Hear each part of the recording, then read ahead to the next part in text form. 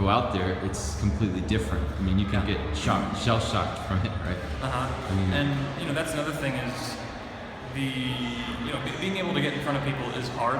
It just is. Yeah, a lot of our guys, they get really nervous, the magicians. So what would you say to overcome like the nerves of not just street magic, anything, like people that are just trying to, become a magician, and that's one of the biggest obstacles I've seen with a lot of our guys and stuff. They just want to know how to deal with that stage fright or those nerves. So do you have some advice for some of the beginners or intermediates on that? Sure. For me, I still get nervous, not nearly as much as I used to. A lot of it is just doing what I said before, just performing all the time. Mm-hmm. But that's a noise. But the thing that you need to do is make sure. Well, I have a guinea pig. I have two. My parents are my guinea pigs for magic stuff. So I learn a trick, I practice it twice, and then I go and perform. For testing it out, obviously. Yeah. And so they can, I just have people that I trust that can tell me they can see what's not working, if the trick is any good. Yeah, the problem with that is a lot of people, if they're going to be honest to you, I'm not saying they're not, but some magicians, they'll go and they'll perform in front of family members or friends, but sometimes they're the wrong people because they'll tell them they're good when they're really not, or something like this. So that's I've seen a lot of magicians give advice to newbies on that, and I kind of look at it and I'm like, yeah, that could work if they're going to be honest, but a lot of times people will sit there and say you're good when really, they could be terrible or something like this. So if you have someone you can trust, that is a big step, right? And people you can trust. For sure, and you're right. I've seen some people who come out and they say, yeah, all my family said this was a great trick. It's terrible. So a lot of the time magicians are a great resource. If you know magicians, then you can say, hey, what do you think? But at the same time, sometimes they're really not a great resource because they kind of have the eyes of a magician. They're looking for jaded magician's eyes. Yeah. And so I think it's important for people who are looking for somebody who they can use as a guinea pig. You have to actually tell them, yes, I want you to tell me if you see anything. You need to be upfront with them, and you hope that they be upfront with you. All right. So do you use video, or do you use like threefold mirrors or mirrors to initially check your angles and things like this? Generally, I try to pick material that is not terribly angle sensitive, especially for street stuff, because you have no control over the audience. That's good. Up here at this event, the table that I was in was in a corner, so you can kind of control those angles really well. So nice. But generally, I just try to pick stuff that I'm not having to worry about too much. Now, if I'm going to practice, then I generally do practice in the mirror some, but a lot of it is just experience. For example, I did that, I don't know what it's called now for some reason, but the thing where you take the coin and you get it in the thumb palm and toss it, right? Right there. Down palm? Yeah. Thank you. And I just did that in the mirror when I was like 12 years old over and over and over and over again, and I kind of just learned where the eye line was. And so I can kind of get a decent idea of where eye lines are just from experience. But yeah, definitely mirrors, cameras. I think cameras are better. A camcorder is better than a mirror in general, because you can not worry about watching yourself at the same time that you're trying to do the trick. But again, where that goes for me is just my parents that I perform for, and they kind of sit at different angles, and they're able to say, oh, I saw that there, I saw that there, and they're just very honest. Do you have some favorite magic effects that what are some of your favorite effects, or some things that you really think are really strong material, just in general, for magicians to consider? Not only for street magic, just for anything, what is some of your favorite magic? Yeah, I think that, on kind of the lower level, there's some card tricks that are fantastic. A lot of card tricks are not fantastic. I think that you have to, at least in my opinion, people get too caught up with cards, and the card tricks are the same thing every time. Pick a card and you'll find it. Now there are some different things where you change the back to the cards or whatever, those are really strong. I actually do a card opener where I don't remember what the tricks are called now. But there's one card that changes colors and the whole deck changes colors, and that's really refreshing because it's not find your card. I think it's Paul Harris color stunning. I think I've seen you do that actually. It's a color changing deck, right? Yeah, I think I got it from David Stone. Actually, I got. This is a variation. Okay. Yeah. That's a strong effect. It is really good, and people love it.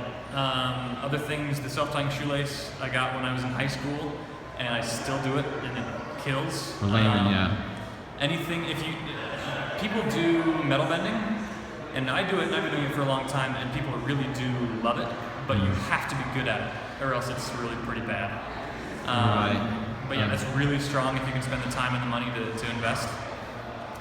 Like a liquid metal from Morgan or something like this? Yeah, my routine is based around that. That's a very strong effect, isn't it? It's really strong, really strong. And it's a really good build too. You do little ones and then big ones, and then the head breaks off. It's a great one. Vanichex, I use some Vanichex material. And then I've just started looking into many Lindenfeld stuff, and that's interesting and unique as well. It's a completely different style. But yeah, metal bending is really strong. As far as like having a spoon or a fork on the street, what is kind of the reason for having that? Because I remember when I was doing some street magic and I was doing some spoon bending, but then I had Aaron Olson, who is a regular street magician, and he was telling me that it doesn't make sense to have a spoon on the street unless you have some kind of justified reason for it. Like, like I just got finished eating, or what would you say to that? I know that's more of an advanced level thing, but do you think it matters that you have that? Or is there a way to justify certain props, like a fork or a spoon? Or is it just kind of like, okay, here it is? I know they examine it and everything like that, but what would you think is the theory on having a fork or spoon on the street? Do you think it can make sense, or in the spectator's mind, do you think they could be like wondering if that's, examinable? Because they do examine it. They do. The thing that I say to that is, I think it's a valid point. To me, I'm kind of an eclectic magician anyway, and so not much of what I do makes any sense. I don't have like a solid flow. I'm just kind of jiving. It doesn't all have to flow. That's something magicians don't realize. Some think it always has to flow, but it doesn't always have to. No, and so to me, it doesn't matter that much, but I do see where it's coming from, and I definitely see that when people are interacting with forks in a place where forks aren't normal, because I use forks not spoons. Yeah, it's perfect for restaurants. It's great for restaurants. And I do in restaurants, it matches the environment. For sure, but people generally look at him funny at first, like why does he have forks on him? But I just make it a joke. I pull 2 forks out of my pocket and I say only magicians hold forks with them in their pocket. Oh, that's cool. That's a cool so way to transition. It's just a silly joke, but then I immediately hand them out for examination, and then I hand them out after I do it as well. So I can see where the mindset is, and I think that's definitely something to think about. Yeah. But to me, it doesn't matter a lot. So for a magician who's structuring a routine, specifically for street magic, because I think we have a lot of guys in our group that are street magicians. There are a lot of other ones, like we have illusionists and everything like that, but just kind of, because you are a street magician, I'd like to ask you some of these things. What is a good way to structure a routine, like beginning, middle, end, and can you give like just 3 generic examples if someone's just working on a little street routine to make a tight routine, like say they could open with, you think Invisible Deck is a good opener? I generally use that in the middle or towards the end. I think that's such a strong effect. Yeah, it's hard to follow that after. Yeah, and so I guess I'll tell you what I do for my card stuff, I guess. Generally I start with, I told you about my card opener, that's actually 2 tricks together. And again, I got it years ago, so I don't remember what it's called, but it's where you have the 3 cards. And the one is, the 2 are Bizarre Twist? With each other. Yeah, Bizarre Twist. Paul Harris, yes. And so I do that one, and so the 1 card changes colors, and I hand those out. Nice. But then I have the deck that I pulled those cards from, and then it has the 1 odd colored card that matches the box. That's a great idea. And so the rest of the deck is already blue. And so I've only used these 3 cards, but they automatically think it's red because they've seen 2 red cards, 1 changed to blue, the box is red, the top card is red, they don't even think about it. And so then I go into a deck color change, the one that I got from David Stone, and that is fantastic. And for an opener? That's for your opener? Yeah, so I do those 2 for my card opener.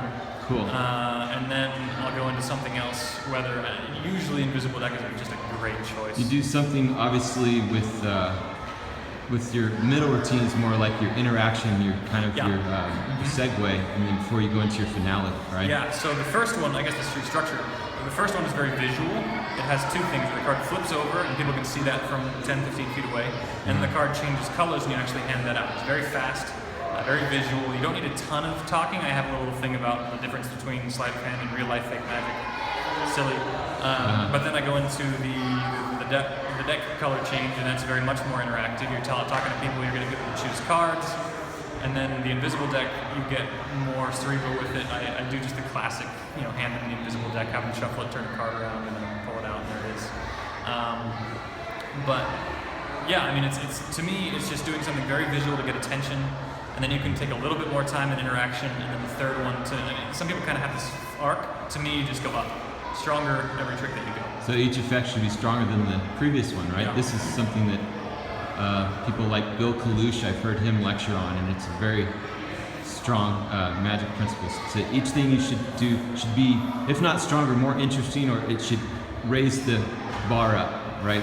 For sure. In the wave of them looking at your show from maybe a graph perspective or something For like sure, that. and that's really difficult to do consistently when you're doing street magic. I was on the street for 6 hours the other day, and I had half an hour of material with me, so I was doing the same material over and over again, and so that really necessitates going back down.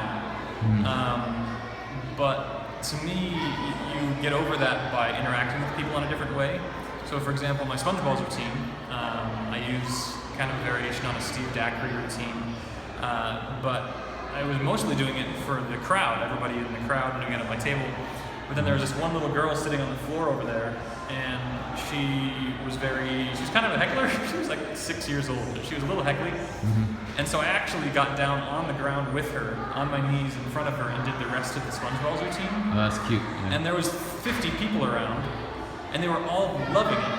Wow. Because I was interacting with this little girl, and when I got her, she reacted really well. She was very honest. If she wasn't fooled, she wasn't fooled. But if she was very animated about it. But a lot of those things are really what endears you to an audience. Being able to interact with people on a one-on-one basis as much as you can. I really like how you do the Slidini's balls over the head. I've actually competed in magic competitions and won with that routine. I'll have to tell you about my routine another time. But I did a thing with Play-Doh and with that, and a really funny comical routine. And I saw you do that, and I really liked that. So I guess let's close up with, of course, tips. People doing street magic for tips. What do you think is a good way for them to increase their tips, or do you have any tips on tips? That's something that I am big very thing. inexperienced with, but I can tell you what I did. I made $100 the other day. Nice. Basically, what I do is, again, I try to make sure that everybody that's there is my friend. If people like you, they'll give you more money. But also just reminding them, because when there's 50 people around, it's hard for them to see the hat on the ground. Good So point. every 20 minutes or every 15 minutes, I just reminded them, hey, for anybody who's new, I'd remind them my name, I'm a magician, my website and my email address and everything is over here. By the way, I'm taking tips. I really appreciate it. This is how I make part of my living. So I'm just honest and make sure that everybody who comes knows that I'm taking tips. And I try not to be pushy about it. Some street magicians are very, they have all hat lines and they'll kind of demean people for not doing it. And that works. I mean, if that's your job and that works, then that's great. But for me, I don't feel comfortable doing that. Yeah. So I just try to be as friendly as I can, make sure that everybody likes me, and then just ask. Cool. All right. Well, thanks, Cameron, for this interview, and really appreciate it. No problem. And thanks a lot, man.